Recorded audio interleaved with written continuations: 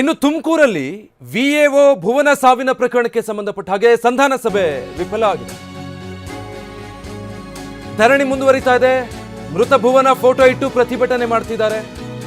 ನಮಗೆ ನ್ಯಾಯ ಸಿಗೋ ತನಕ ಧರಣಿ ಕೈ ಬಿಡಲ್ಲ ಅಂತ ಆಕ್ರೋಶ ವ್ಯಕ್ತಪಡಿಸ್ತಿದ್ದಾರೆ. ತಹಶೀಲ್ದಾರ್ ತಲೆದಂಡ ಆಗಬೇಕು ಅಂತ ಹೇಳಿ ಸಿಬ್ಬಂದಿ ಪಟ್ಟಿ ಹಿಡಿದಿದ್ದಾರೆ. ಜೀವನೇ ಹೋಯ್ತು ಇಲ್ಲಿ.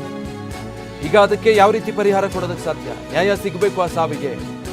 ತಹಶೀಲ್ದಾರ್ ತಲೆದಂಡ ಆಗಬೇಕು ಅಂತ ಹೇಳಿ ಸಿಬ್ಬಂದಿ ಪಟ್ಟಿ ಹಿಡಿದು ಪ್ರತಿಭಟನೆ ಮಾಡ್ತಿದ್ದಾರೆ.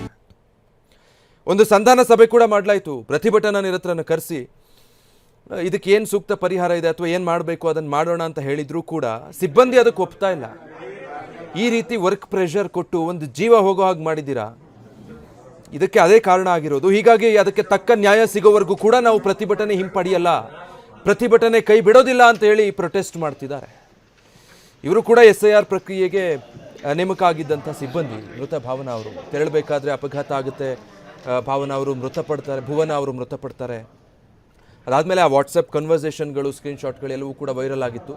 ತುಂಬ ಪ್ರೆಷರೈಸ್ ಮಾಡಲಾಗ್ತಾ ಇತ್ತು ಕೆಲಸದ ಒತ್ತಡದಲ್ಲಿ, ಧಾವಂತದಲ್ಲಿ ಹೋಗಬೇಕಾದ್ರೆ ಈ ರೀತಿ ಆಯಿತು. ಒಂದು ಜೀವನೇ ಹೋಯಿತು. ಈಗ ಏನು ಬಂದು ಏನು ಪ್ರಯೋಜನ ಅನ್ನೋದು ಆಕ್ರೋಶಕ್ಕೆ ಕಾರಣ. ತುಮಕೂರು DCಯಿಂದ ಸಂಧಾನ ಸಭೆ ಮತ್ತೆ ಮುಂದುವರೆದಿದೆ. ಪ್ರಯತ್ನಗಳು ಮಾಡ್ತಿದ್ದಾರೆ.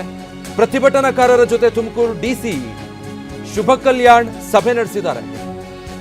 ವಿಎಒ ಭುವನ ಸಾವನ್ನು ಖಂಡಿಸಿ ಪ್ರತಿಭಟನೆ ನಡೆಸ್ತಾ ಇರುವಂತ ನೌಕರರನ್ನ ಸಮಾಧಾನ ಪಡಿಸುವಂತ ಪ್ರಯತ್ನ, ಸಂಧಾನ ಮತ್ತೆ ಮುಂದುವರಿತಾ ಇದೆ. ತುಮಕೂರು ಜಿಲ್ಲಾಧಿಕಾರಿ ಕಚೇರಿಯ ಬಳಿ ಕಂದಾಯ ನೌಕರರು ಧರಣಿ ಮಾಡ್ತಿದ್ದಾರೆ. ಪ್ರತಿಭಟನೆಯ ನೇತೃತ್ವ ವಹಿಸಿದವರ ಜೊತೆಗೆ ಜಿಲ್ಲಾಧಿಕಾರಿ ಮತ್ತೆ ಸಂಧಾನ ಸಭೆ ಮುಂದುವರಿಸಿದ್ದಾರೆ. ಈ ಸಭೆಯಲ್ಲಿ SP ಮತ್ತೆ ತಹಶೀಲ್ದಾರ್ಗಳು, ಅಧಿಕಾರಿಗಳು ಭಾಗಿಯಾಗಿದ್ದಾರೆ. ತುಮಕೂರು ಜಿಲ್ಲಾಧಿಕಾರಿ ಕಚೇರಿಯ ಒಳಗೆ ಸದ್ಯ ಸಭೆ ನಡೀತಾ ಇದೆ. ಮತ್ತೊಂದು ಸುತ್ತು ಪ್ರಯತ್ನಗಳು ಮೇಲಿಂದ ಮೇಲೆ ಆಗ್ತಾ ಇದೆ, ಮನವೊಲಿಸೋ ಪ್ರಯತ್ನ ಆಗ್ತಾ ಇದೆ. ಆದರೆ ನೌಕರರು ಯಾವುದಕ್ಕೂ ಇದುವರೆಗೂ ಕೂಡ ಸಂಧಾನಕ್ಕೆ ಒಳಪಟ್ಟಿಲ್ಲ ಅಥವಾ ಸರಿ ಆಯಿತು ನಾವು ಒಪ್ಕೊಳ್ತೀವಿ ಅಂತ ಹೇಳಿ ಪ್ರತಿಭಟನೆ ಹಿಂತಗೊಳ್ತೀವಿ ಅಂತ ಹೇಳ್ತಿಲ್ಲ. ಡೀಟೇಲ್ಸ್ ಕೊಡ್ತಾರೆ ನಮ್ಮ ಪ್ರತಿನಿಧಿ ಜಗದೀಶ್. ಈಗ ಮತ್ತೊಂದು ಸುತ್ತು ಸಂಧಾನ ಸಭೆ ಆರಂಭ ಆಗಿರೋದಾ? ಯಾಕಂದ್ರೆ ಸಂಧಾನ ಸಭೆ ಇದಕ್ಕೆ ಮುಂಚೆ ಕೂಡ ಆಯಿತು, ಅದೇ ಮುಂದುವರಿತಾ ಇರೋದಾ? ಪ್ರತಿಭಟನಾಕಾರರು ಏನು ಹೇಳ್ತಿದ್ದಾರೆ?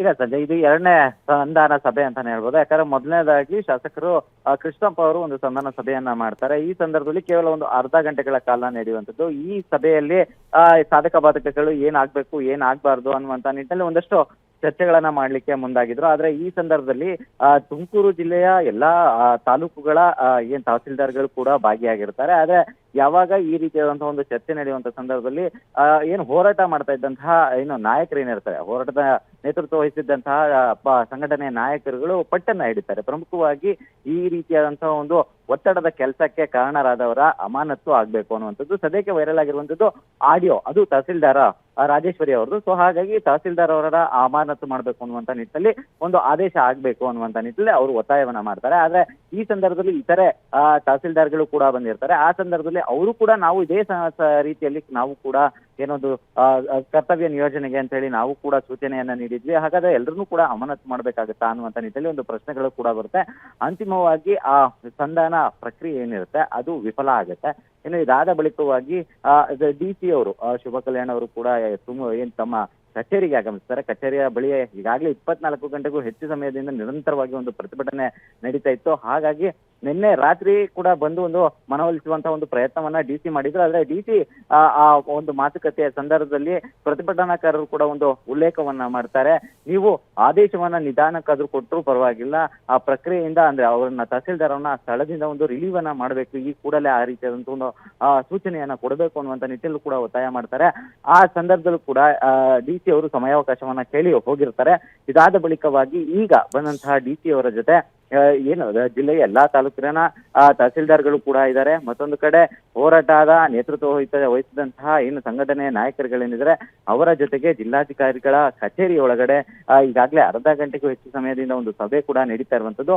ಇನ್ನು ಈ ಸಭೆಯಲ್ಲೂ ಕೂಡ ಏನು ಹೋರಾಟಗಾರರು ಈಗಾಗಲೇ ತಹಸೀಲ್ದಾರರು ಏನೋ ಒಂದು ಸೂಚನೆಯನ್ನ ಕೊಟ್ಟಿದ್ದಾರೆ. ಆ ಸೂಚನೆಯ ಆಧಾರದ ಮೇಲೆ ಅವರ ಏನು ಅಮಾನತು ಮಾಡಬೇಕು ಅನ್ನುವಂತಹ ಒಂದು ಒತ್ತಾಯವನ್ನ ಮಾಡ್ತಾ ಇದ್ದಾರೆ. ಮತ್ತೊಂದು ಕಡೆ ಈಗಾಗಲೇ DC ಅವರು ಕೂಡ ನಾನು ಸರ್ಕಾರಕ್ಕೆ ಈ ವಿಚಾರವಾಗಿ ಒಂದು ಯಾರ ಮೇಲೆ ಕ್ರಮ ಕೈಗೊಳ್ಬೇಕು ಅನ್ನುವಂತ ನಿಟ್ಟಲ್ಲಿ ಪತ್ರವನ್ನ ಬರೀತೇನೆ ಅನ್ನುವಂತ ನಿಟ್ಟಲ್ಲಿ ಕೂಡ ಅವರು ಹೇಳಿದ್ರು.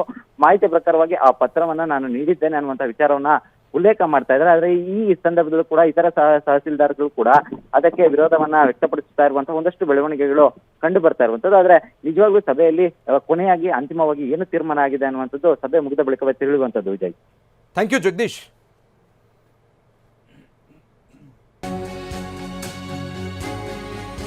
ಅಪಘಾತದಲ್ಲಿ ವಿಎಒ ಭುವನ ಸಾವನ್ನಪ್ಪಿದ ಪ್ರಕರಣಕ್ಕೆ ಸಂಬಂಧಪಟ್ಟ ಹಾಗೆ ಡಿಸಿ ವಿರುದ್ಧ ಕ್ರಮಕ್ಕೆ ಆಗ್ರಹಿಸಿ ಈಗ ಧರಣಿ ಆಗ್ತಾ ಇದೆ. ವಿಚಾರ ಗೊತ್ತಾದ ತಕ್ಷಣ ನಾನು ಅವರನ್ನ ಸಂಪರ್ಕ ಮಾಡಿದ್ದೀನಿ. ದೇವನಹಳ್ಳಿಯಲ್ಲಿ ಸಿಎಂ ಡಿಕೆಶಿ ಹೇಳಿಕೆ ಕೊಟ್ಟಿದ್ದಾರೆ. ವಿಷಯ ಗಮನಕ್ಕಿದೆ, ನಾನು ಸಂಪರ್ಕ ಮಾಡಿ ಈ ಬಗ್ಗೆ ಮಾತಾಡಿದ್ದೀನಿ. ವಿಎಒಗಳ ಬೇಡಿಕೆ ಬಗ್ಗೆ ಪರಿಶೀಲನೆ ಮಾಡ್ತೀವಿ ಅಂತ ಹೇಳಿದ್ದಾರೆ. ಡಿಸಿಎಂ ಡಾಕ್ಟರ್ ಪರಮೇಶ್ವರ್ ಭೇಟಿ ನೀಡಿ ಆ ಸಮಸ್ಯೆ ಏನಾಗಿದೆ ಅದನ್ನ ಪರಿಹರಿಸ್ತಾರೆ ಅಂತ ಮುಖ್ಯಮಂತ್ರಿ ಡಿಕೆ ಶಿವಕುಮಾರ್ ಪ್ರತಿಕ್ರಿಯಿಸಿದ್ದಾರೆ.